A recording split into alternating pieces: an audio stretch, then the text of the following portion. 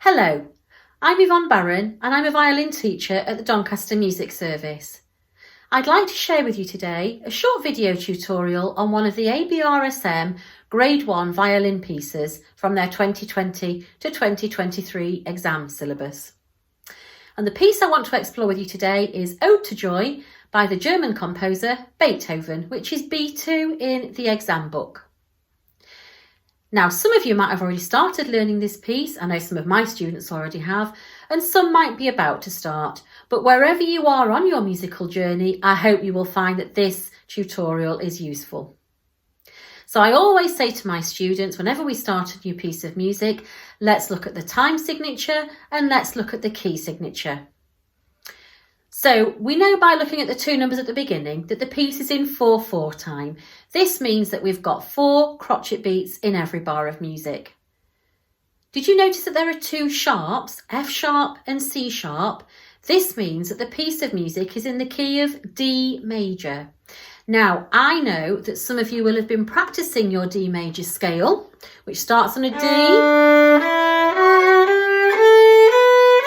goes up to a D, and goes back down to a D. Let's see if we can play that together, because where we sit our fingers in this scale are where we're going to sit them in the piece of music as well. So it's really going to help our tuning. So let's try it together.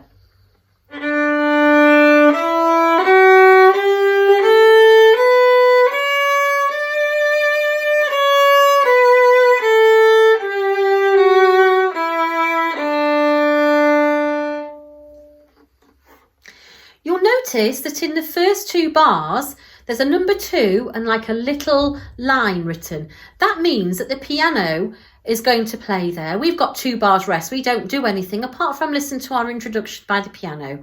We're going to start playing in bar 3, where we start playing crotchets, where we play our 1-beat notes. We're going to play this pattern of notes.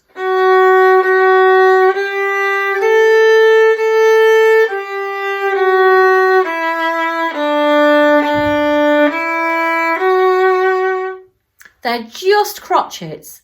How many bars in this piece of music can you see that use just crotchets and nothing else? I want you to pause the video and have a count. Well, I hope you found that there were 12 bars. The first 3 bars are made of crotchets. From bars 7, 8 and 9, they're also crotchets. Bars 15, 16 and 17 are also the same notes. They're all crotchets, as are 23, 24 and 25. And actually, they're not just crotchets, but it's actually the same tune that you play 3 times over. 4 times, I can't count. You play it 4 times altogether. So let's see if we can learn that little bit of the tune together. So we're going to start by putting 2 fingers on our D string, making sure that we're keeping them nice and high like we did in our D major scale. We're going to play 2 F sharps, then a G and an A. Let's try that together.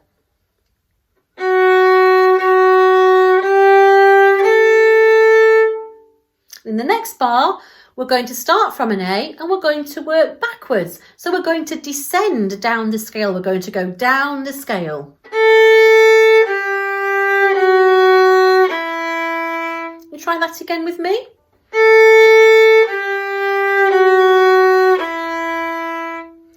In the next bar, a little bit easier.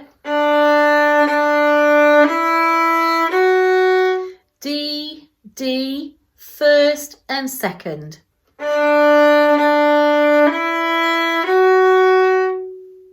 So pause the video now and have a go at playing those first 3 bars all together. How did you get on? Did you get on okay? Did it work? I hope so. Let's now look at the second line. Now, the second line introduces us to a different rhythm that we haven't seen in this piece. It's what we call a dotted rhythm.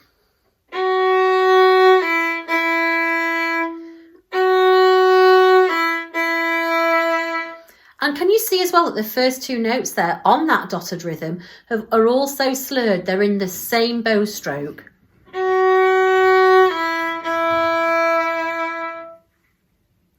And then, of course, the 3 bars that follow that, we already know. They're the same as the beginning.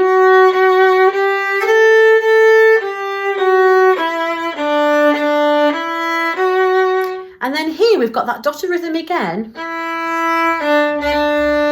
but on slightly different notes. E, D, D. Okay? So I want you to pause the video now, and I want you to try to play the first 2 lines together. Now we come to the 3rd line of the piece. So here, for the first 3 bars here, the rhythm changes quite a little bit. We've got in bar 11 a minim, a 2-beat count and 2 crotchets. So it's E, F sharp and D. The next bar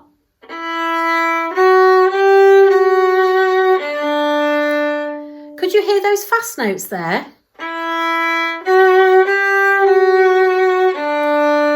They were quavers, they were half beat notes.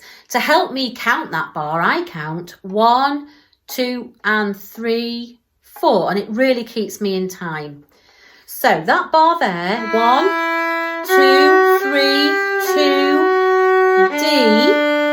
The next bar is nearly the same, but at the end, rather than going F sharp and D, it goes F sharp and E. So if I played you from bar 11 to bar 13, it should sound like this.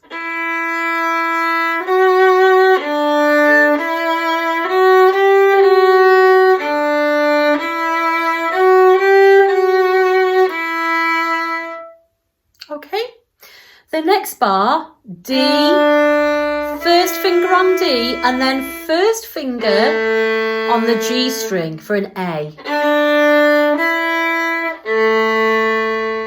Have a go at that with me. D, 1, 1. And then we've got the tune that we had at the beginning.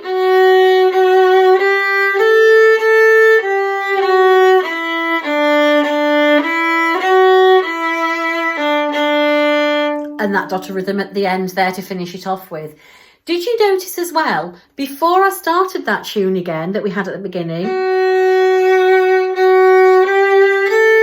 the second finger I played was a little bit longer. That's because in the music, it's joined to the note in the previous bar with another curvy line. It's not a slur this time, it's called a tie. And therefore, that note, you don't play 2 F sharps, but you play 1 that's worth 2 counts. It's tied across the bar. And we have that again later in the end of bar 22 going into bar 23. So there's nothing else to learn because the next section of the piece from bar 19 onwards is exactly the same as what you've already had.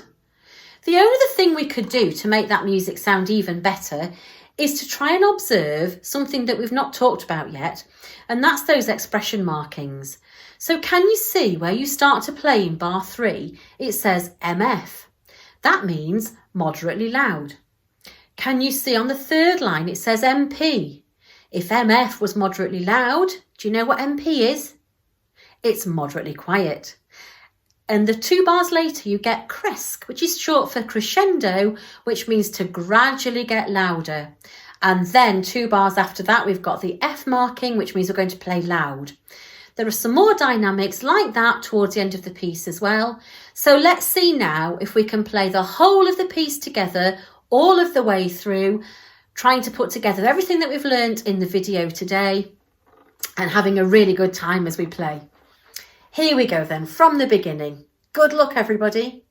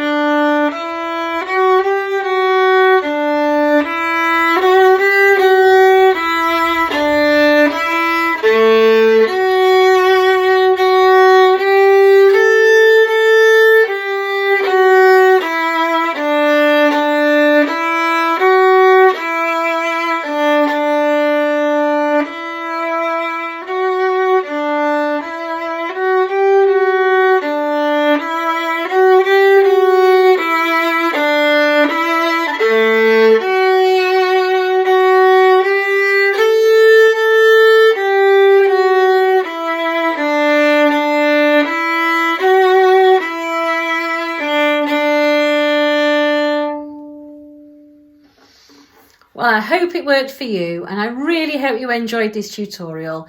I'll see you again soon for some more.